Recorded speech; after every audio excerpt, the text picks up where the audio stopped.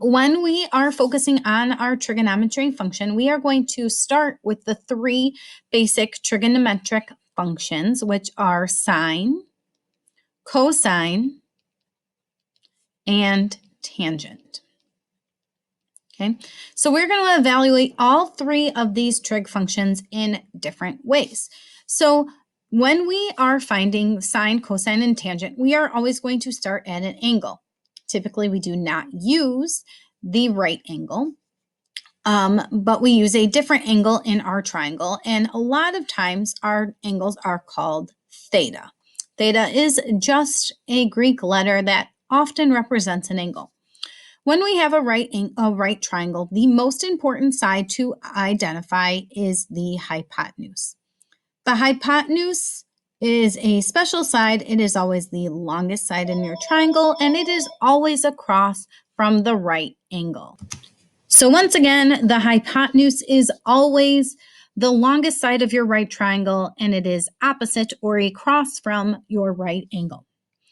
Then when I think about figuring out sine, figuring out cosine, figuring out tangent, I always like to start and kind of imagine myself standing at the angle that we're looking from. Because from this angle, this side is opposite because it is across from it, and this side is adjacent, which means next to. Okay, so the reason that that's important is this is theta, that's opposite, and this is adjacent, because in order to find sine, cosine, and tangent, we are going to use a combination of these three sides. So there's a nice little saying to help us remember sine, cosine, and tangent, and that is SOHCAHTOA. SOHCAHTOA. So this is something that I would write down if I were you. S stands for sine. C stands for cosine, and T stands for tangent. Similarly, sine is equal to opposite over hypotenuse. I'm just going to abbreviate. So sine is equal to opposite divided by hypotenuse. Cosine is equal to adjacent over hypotenuse.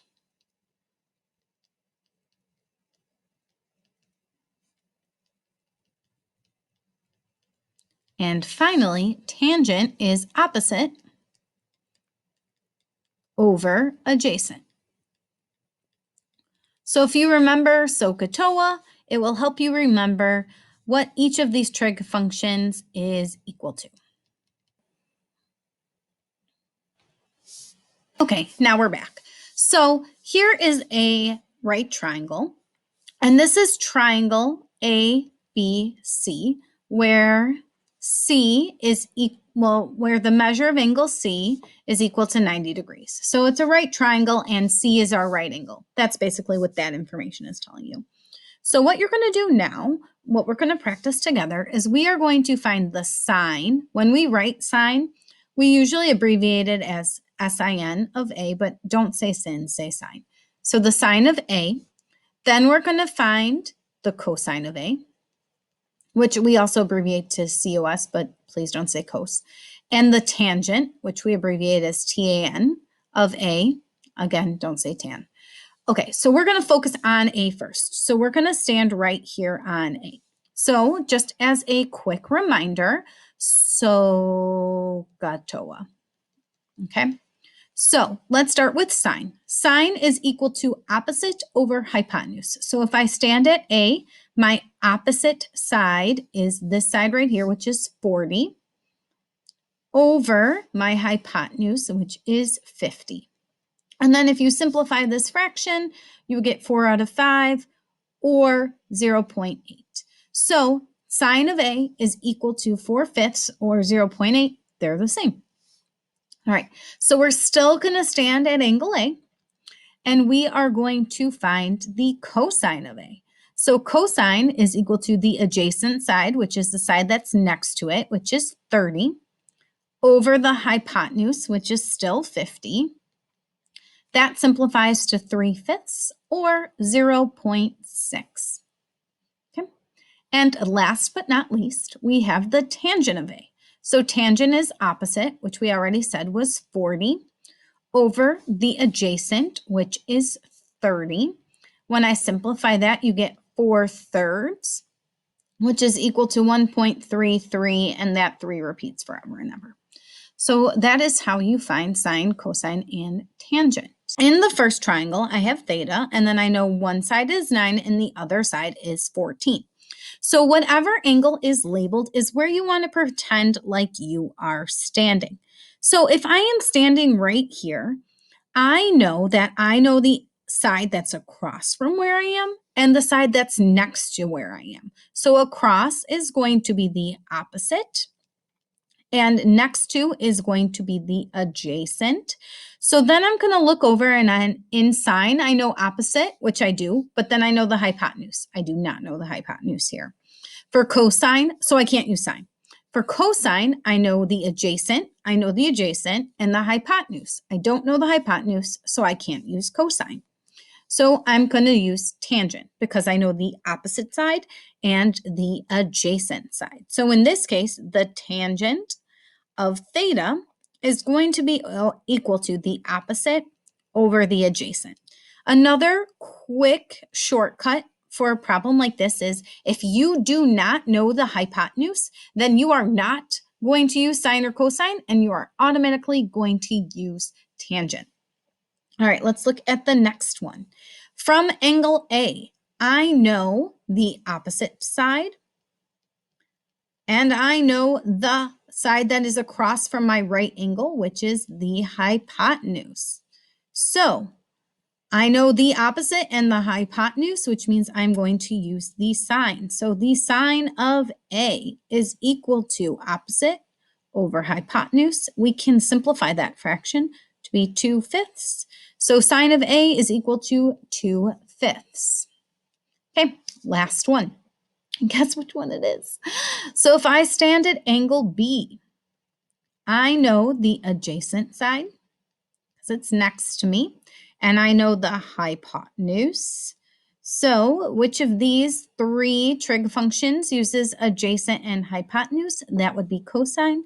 So the cosine of B is equal to adjacent over hypotenuse, which simplifies to 1/4. Triangle ABC, angle C is a right angle. So right away, I'm going to label this angle C, and then the other 2, I can pick which one is A and which one is B. It doesn't really matter. So A, B, C. Angle C is a right angle. And the cosine of A is 7 out of 25. So what you need to do after this is it's going to ask you to find all of the other trig functions for this triangle. So it's going to ask you for the sine of A. It's going to ask you for the tangent of A. It's going to ask you for the sine of B. It's going to ask you for the cosine of B. And it's going to ask you for the tangent, sorry, my brain wasn't working, of B. So before we can do any of that, we need to label what we know given the information that we have. So the cosine of A is 7 out of 25. That means cosine is adjacent over hypotenuse. So when I stand at angle A, the adjacent side is 7, and the hypotenuse, which is always across from the right angle, is 25. Okay, so in order to find the sine of A, I need to figure out this other opposite side. I don't know that yet. However, because I am dealing with a right triangle, I can use the Pythagorean theorem to figure out what this side is. So if it's across from A, it's going to be a little a. So if you recall, the Pythagorean theorem is a squared plus b squared equals c squared. In this case, I do not know A. I know that B is equal to 7, so 7 squared, and C is equal to 25. So c squared. It is incredibly important that you label the c part correct. So anytime you know the hypotenuse, it is going to go in for C. C is always the hypotenuse. You can flip-flop which one's A and which one's B, but C has to be the hypotenuse.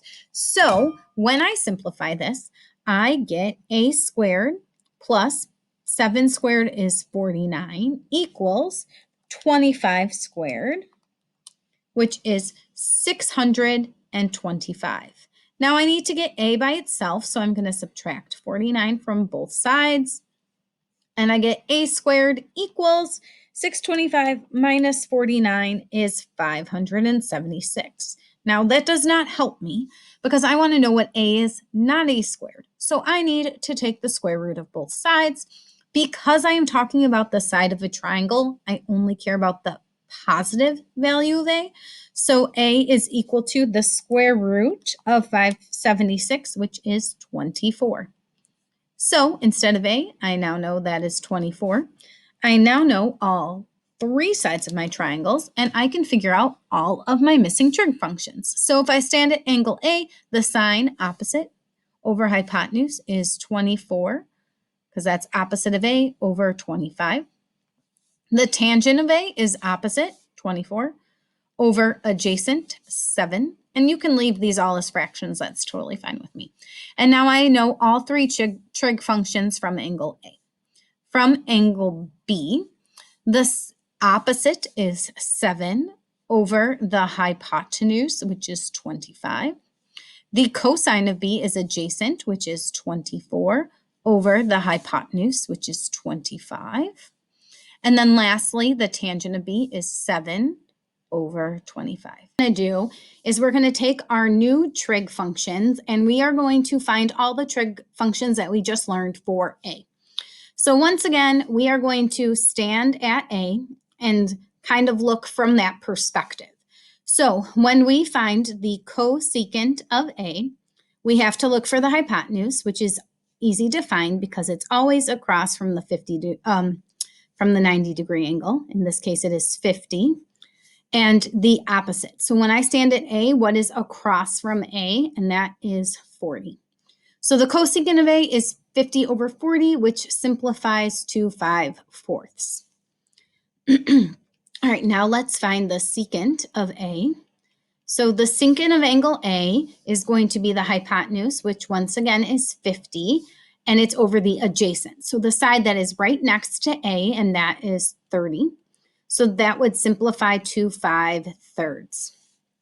And last but not least, we have the cotangent of A, which is equal to the adjacent side, which we already said was 30, and the opposite side, which we already know is 40, and 30 divided by 40 simplifies to 3/4. I know this angle and I know the hypotenuse. So if I stand right here at the angle that I know, from this angle, I know the hypotenuse and I'm looking for the adjacent side. So I don't know the adjacent side and I know the hypotenuse.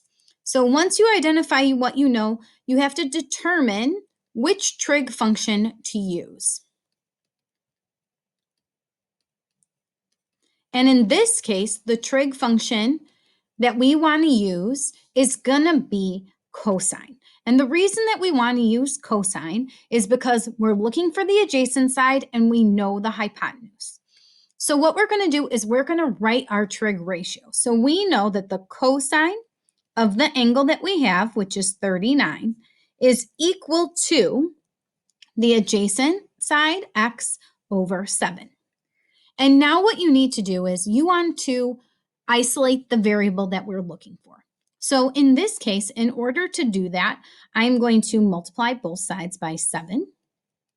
So in your calculator, you are going to type in 7 times, and then there's a button that says COS of 39 and hit enter. When you do that, it will give you the value of x, and x in this case, we're going to round to the 10th place, which is one place after the decimal, and our x value is going to be 5.4. So that is all that you will need to do for this problem. Let's do another practice problem. Okay, so in this triangle, we still know an angle and we know one of the sides. When I stand at this angle, I know the opposite side because it's across from where I am, and I'm looking for the adjacent side. So automatically, I know that I'm going to be using tangent. Another way that you know that you should be using tangent is that you don't know the hypotenuse. Sine and cosine both need the hypotenuse, so since we don't know the hypotenuse in this case, we're going to be using tangent. So let's write our tangent. Tangent of theta, and in this case, that's 46, is equal to the opposite over the adjacent side.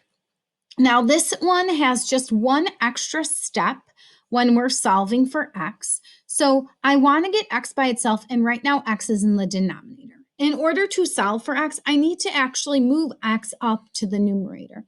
So I'm going to multiply both sides of my equation by x, and that's going to leave me with x times the tangent of 46 is equal to 7. So if I want to get x all by itself, I need to get rid of this tangent of 46. So I'm going to divide everything by the tangent of 46. So in your calculator, x is going to be equal to, you type in 7, then put divided, tangent of 46, and hit enter, and you get 6.759. So since we're going to round to the nearest tens place, you're just going to put 6.8